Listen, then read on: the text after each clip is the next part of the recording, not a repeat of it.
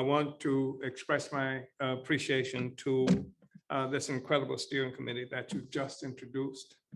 I'll say some things more about the significance of this steering committee, or certainly of the organization of the coalition that hopefully will highlight the significance of the steering committee in general terms, and specifically right now at this time in our history.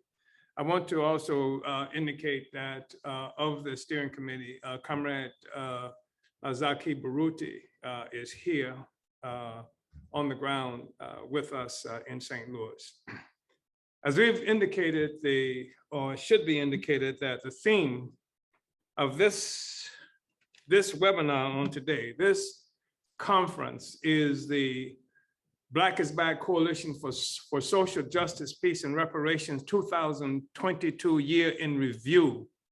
And this is something that we have done annually for a while now. And the theme is the FBI attacks because Black is back. And that is extremely important. And before I talk more, I'll begin the discussion about the year in review and the significance of the theme.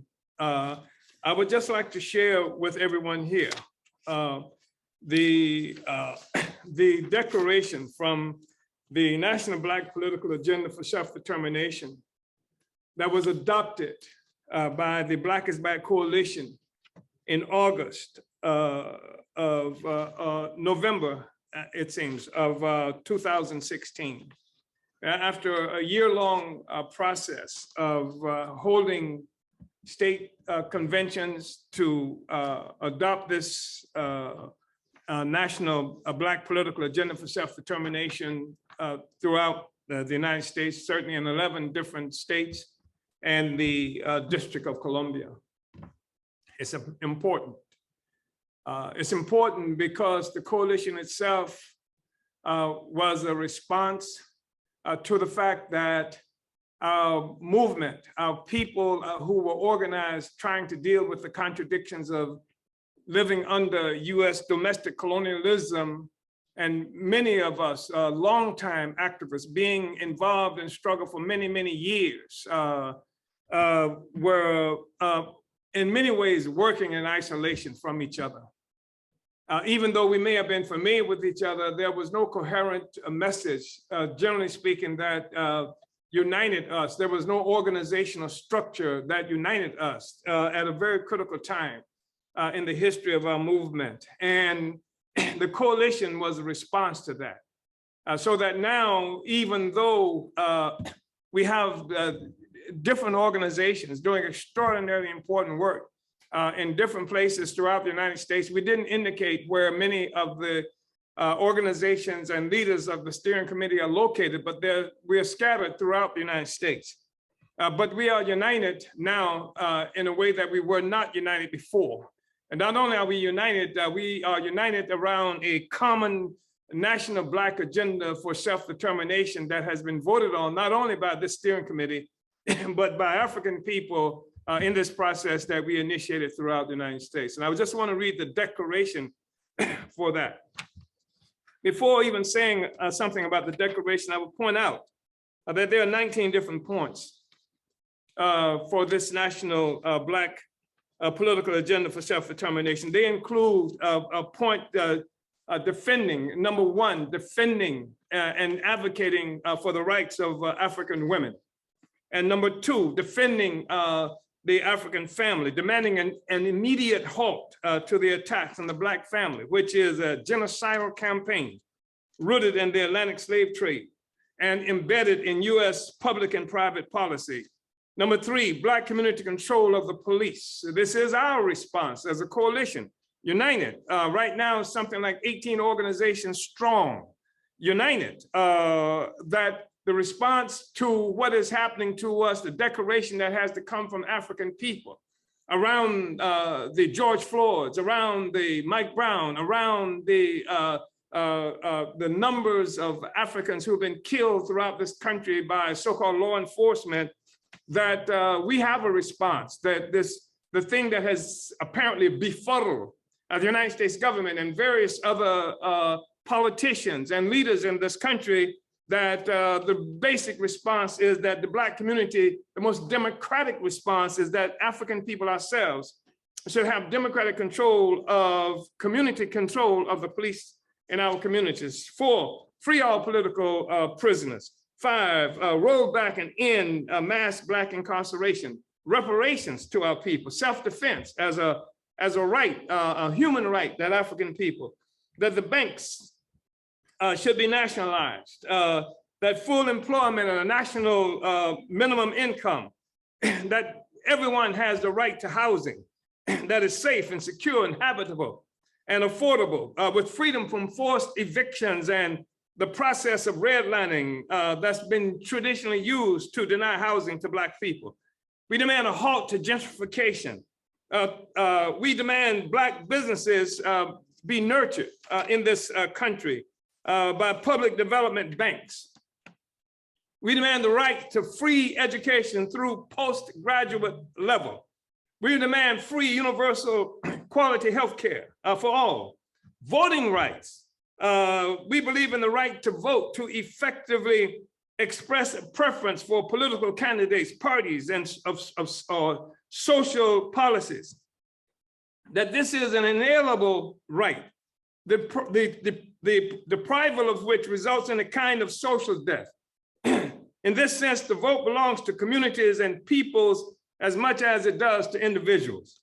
Therefore, in addition to an irrevocable right to vote, we demand the use of proportional representation, voting systems that more effectively reflect Black people's political aspirations and opinion. We demand US out of Africa and Latin America, that the West must pay its debt to Africa and its descendants, that free Palestine, down with Israeli apartheid, and that climate change and toxic pollution created by capitalism must end. These are the 19 points constituting the National Black Political Agenda for Self-Determination that this coalition represents. I just want to say something about the declaration, because I think it's timely, and I think it also speaks to this whole issue of the FBI attacks that this conference is themed. And it reads, the declaration, a critical moment in our history is upon us. And this is from 2016. A critical moment in our history is upon us. In addition to the traditional centuries-long destitution and political repression that has characterized our existence and distorted virtually all our intracommunal relations within the United States, there is now an escalation of police and other white violence directed at our people that demands a coherent response.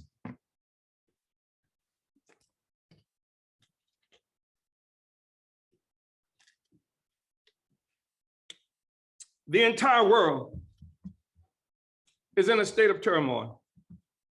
The vast majority of the world's population that experiences poverty and cruelty as normal features of life is in a state of rebellion. Because the world capitalist system owes its existence to the enslavement of our people and colonial domination of much of the world, capitalism rests uneasily on a fault line of oppression. The historical oppression of our people stems from this cruel fact of history. Like most peoples of the world, we trace our current conditions of existence to the birth of the capitalist system at the expense of our happiness and human and material resources. We recognize the escalation of terror against Black people that includes state and popular attacks and police and civilian murder. We understand that the prominent expressions of white nationalism revealed through the electoral process to select a new president of the United States due to the growth of resistance among oppressed populations of the world and within the United States. We recognize that the apparent social peace within the United States over the past 35 years or so has been illusory, a product of the successful brutal assault by the US government on the struggle of Black people for justice and power in the 1960s. Our movement was obstructed by state-imposed repression that included the political murders of important leaders from our community. Among these leaders were Dr. Martin Luther King, Malcolm X, Fred Hampton, and others. The false sense of social peace during this past period also depended on the disruption of the then developing Black agenda that demanded peace, democracy, an end to poverty, political oppression, and the acquisition of Black power. The US government and its minions of appointed or anointed Black leaders have contributed to a defeatist outlook among our people that reduces our struggle to vain attempts to influence the two major US political parties to include the interests and aspirations of our people in the otherwise ruthless, terror-inducing imperialist agenda they normally represent. The US government's assault on our independent movement for Black political power has created a worldview that promotes the US electoral process as the only viable means of forging and pursuing an agenda favorable to our interests. The Black is Back Coalition for Social Justice, Peace, and Reparations does not believe that our future should be in the hands of any institution that does not have its origins within our own community and has not been forged through the struggles of our people. With our national Black political agenda for self-determination, we claim responsibility for our own future, independent of the Democratic and Republican parties or any other organization or institution external to our community. We are fully aware of the long history of betrayal of our people by both parties and refuse to submit our destiny to a slavish dependency on either of them. As conscious women and men, we are declaring our intent to guarantee a future for our children and generations to come by creating an independent agenda for the progress of our people. We know that this agenda is not all-encompassing. It cannot be. Our movement is in a developing stage, having been re-energized, most recently by the August 9th, 2014 uprising of poor, working-class young people on Canfield Drive in Ferguson, Missouri, after the police murder of 18-year-old Michael Brown. We recognize that our national Black political agenda for self-determination is in contention with the decisions made for us by our rulers of the United States, their servants in our midst, and other African people who may have legitimate disagreements with our views. But we cannot wait. History will not permit hesitation at this critical juncture. Our people demand participation in creating the future that awaits us. This development of our national Black political agenda for self-determination is not an attempt to create a new political party or organization. The Black is Back Coalition for Social Justice and Reparations is a coalition in the truest sense of the word. We are an organization of organizations and individuals who have chosen to unite around a common set of principles for self-determination and a conscious struggle against world imperialism. We have seen the defeat of previous attempts to create a Black agenda by prematurely creating new political formations before basic principles and organizational relationships were firmly established that required first loyalty to our people rather than to the Democratic Party. We call on all organizations currently not affiliated with the Black is Back Coalition to join us as part of a process that will extend the political influence of all our movements and organizations while preserving the independence of each. The Black is Back Coalition for Social Justice, Peace, and Reparations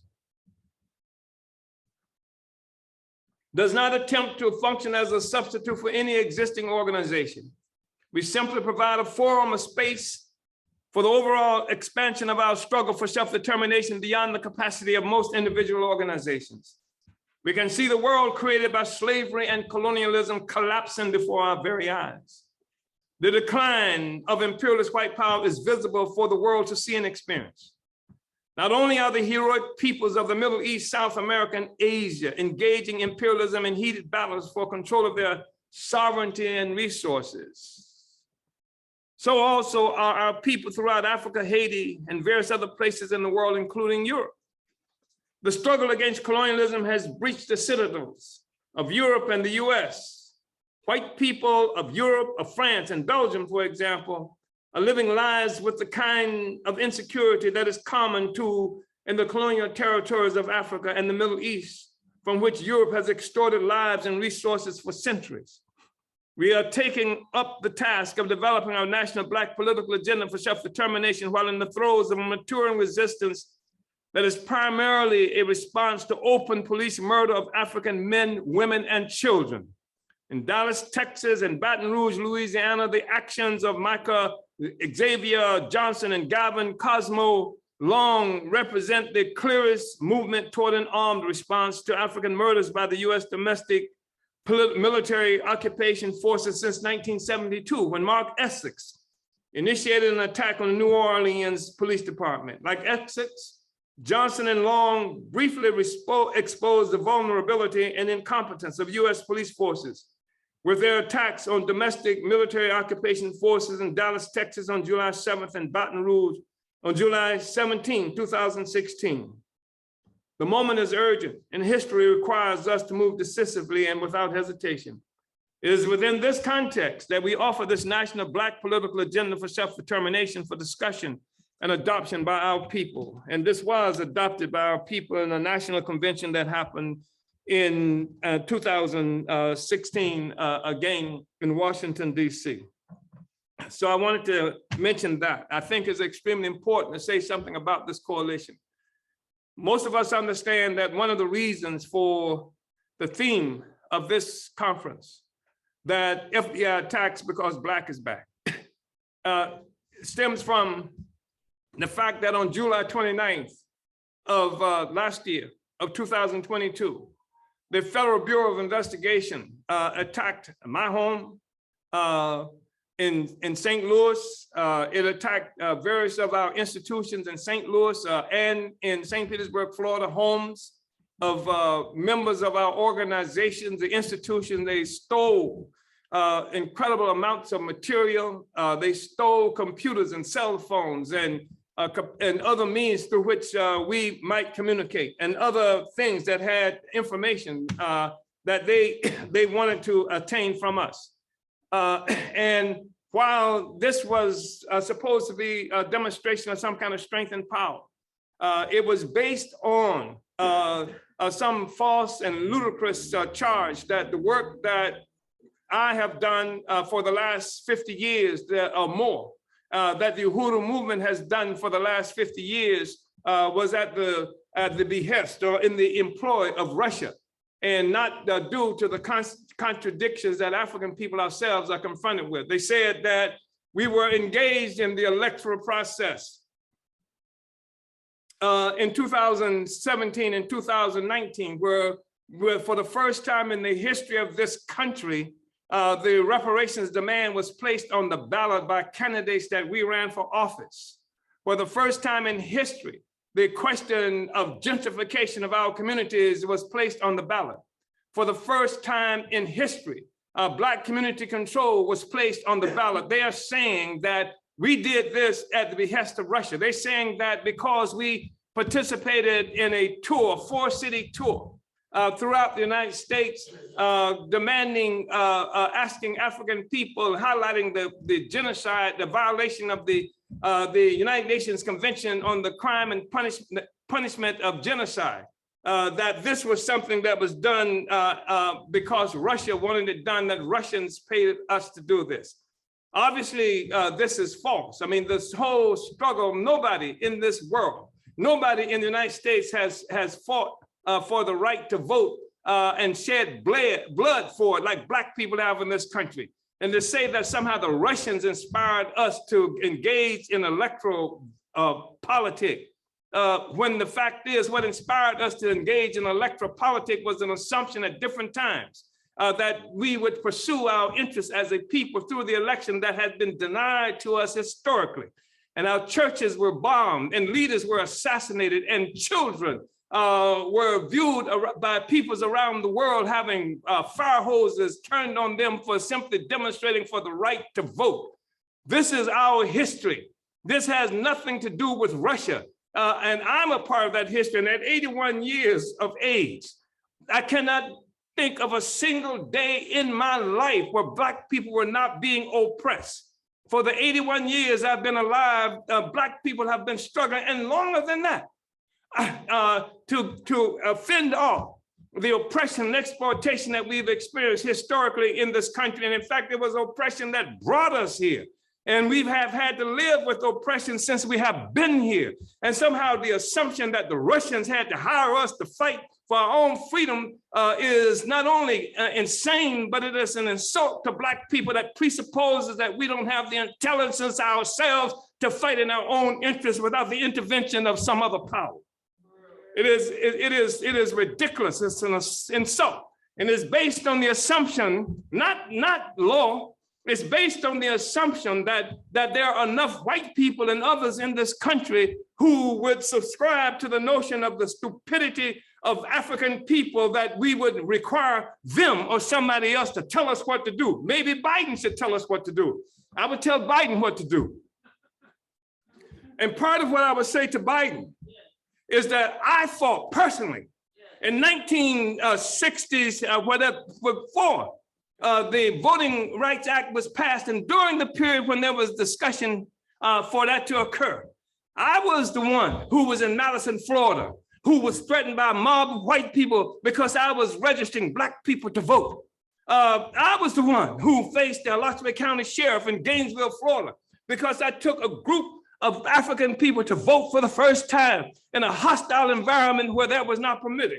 But Biden, Biden, the one whose government now is charging me or alleging that somehow we violated some kind of law having to do with elections, Biden is on record as being opposed to school busing.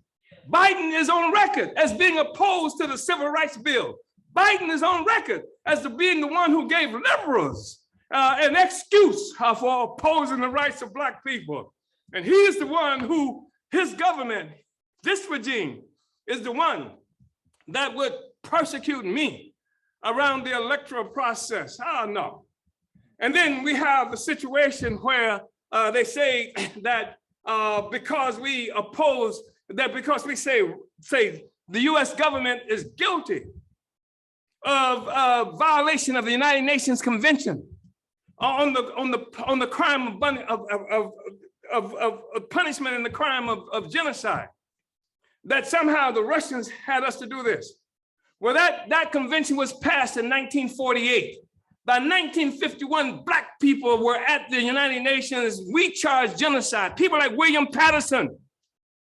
And then we had a situation with Paul Robeson and others who were accusing the United States of government of being a party to the genocide of Black people in this country. But they didn't want to have to deal with genocide against Black people. They don't have to answer that question. All they got to do is say that we won't speak to that because the Russians got these Negroes saying it. And so put them in jail for saying it. Put them in jail for running for office because the Russians had them do it. Not because they're saying reparations, not because Kamala Harris, who is the vice president, was given permission to talk about reparations about our campaign in St. Petersburg, Florida in 2017. Not because others have had to discuss that question when they've run for office. So anyway, it is ridiculous. And it speaks more to their crisis than anything else. And also, they say, I went to Moscow. And I did go to Moscow. But when I went to Moscow, before I went to Moscow, I had been to Ireland during the period of British colonialism to work with the Irish, who I got to sign to have a press conference demanding reparations for African people, demanding that the United States should ratify the Genocide Convention of the United Nations, because even after the Genocide Convention was passed, it took 40 years before the United States government even ratified it. I went to Moscow, but before I ever went to Moscow, I was in Nicaragua. Before I went to Moscow, I was in Suriname. I've been to various other places around the world trying to organize people to support the struggle of Black people and to unite with others who were oppressed. And what they're saying to you is that if you have ever taken a trip, if you have ever united with any struggle outside of this country or inside this country even, that they can charge you with the same thing. They did it to W.E.B. Du Bois in 1951. W.E.B. Du Bois, who worked with them when they were pursuing Garvey more than 100 years ago.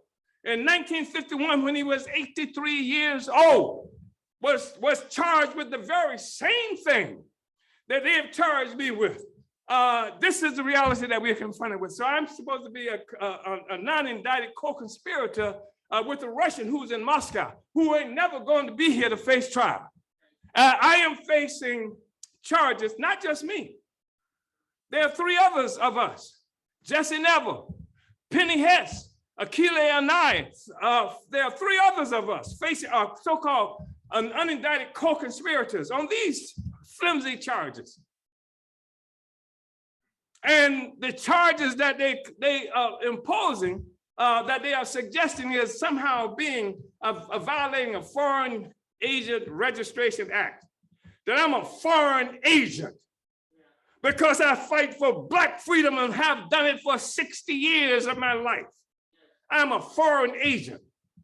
That's a hell of a statement for them to be making. So this is a charge. It's ridiculous, and we're going to fight against that. So I just want to say quickly some things. Like because of the work that this coalition has done, the significance of this coalition is that we have introduced to the world, we have reintroduced the question of colonialism. Because before the significance of this coalition, before pulling all these organizations together to give a coherent statement to the world of what it is that we are fighting against and fighting for, now we were duped and kept into this mindless position of fighting against what they call racism, which is a fight to make white people like us. And it doesn't have any defining features that you can talk about overcoming. You don't even know when you won the struggle against racism, but colonialism, you know, because colonialism is concrete. It manifests itself in the world in concrete ways, and it shows us how the struggle of African people in this country is similar to the struggle of other oppressed peoples around the world.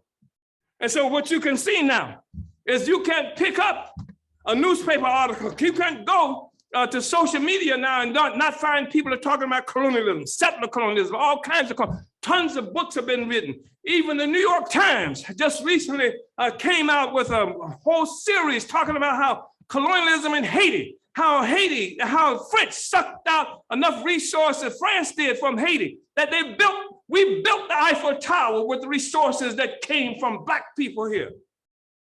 This is the reality that we're talking about. That they're even standing here in Missouri, as I am right now, is on the land of the indigenous people. This is a colonial project that we are talking about. America is a colonial project. And the oppression of the peoples around the world is part of what we have come to understand is a colonial mode of production.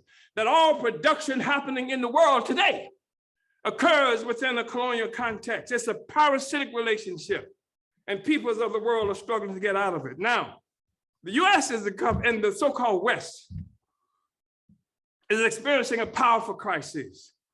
For example, 2022, we saw a situation where the United States faced with a $30 trillion debt, national debt. That's larger than the United States economy. But the fact of the matter is that the United States has always spent more than what it had. It was able to do that because what it had was coming from Africa, coming from from throughout the Americas and other places around the world. It never has had those kinds of resources, but $30 trillion, that's a hell of a lot of money. How can you be this larger than the economy of the United States? So that's part of the crisis that we're looking at. And we're looking at a situation of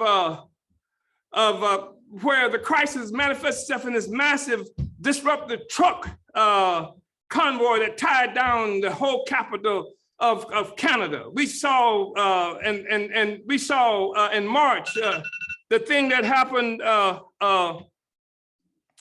but throughout history, I mean, throughout this last period, Roe versus Wade crisis, all kinds of political and economic crises abounded. The crisis with the environment was one of the things that people have had to deal with. And I just want to say that a couple of things quickly.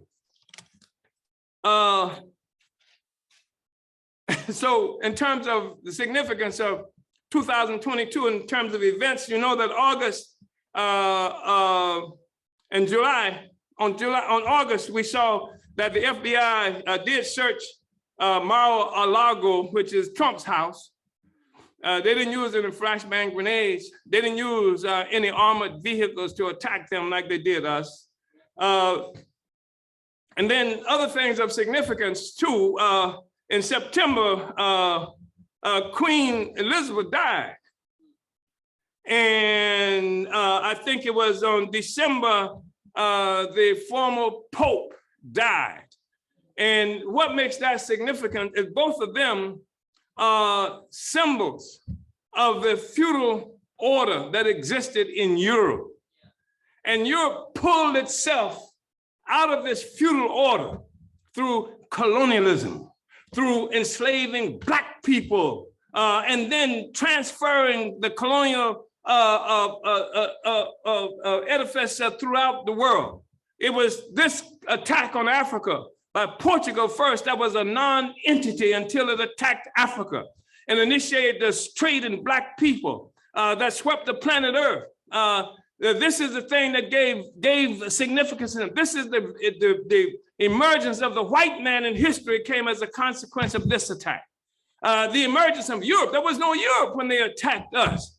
And so when you see the death of the Pope, the other Pope, the death and the crisis of the Catholic Church even now, and the death of the Queen, who played a major role in advancing the struggle against our people in Kenya, where the British killed at least 300,000 people. You see, and tortured so many more of our people there. This is the end of an era that gave rise to the colonial mode of production that we are now facing and fighting against. And peoples around the world are engaged in this struggle as well. So I just wanted to make those points. There's a lot that we're going to be talking about moving forward. And when we're looking at reviewing the year 2022, and I know that some of the things that we were talking about is going to be will be a bit different from how the United States government and the colonizers are summing up 2022.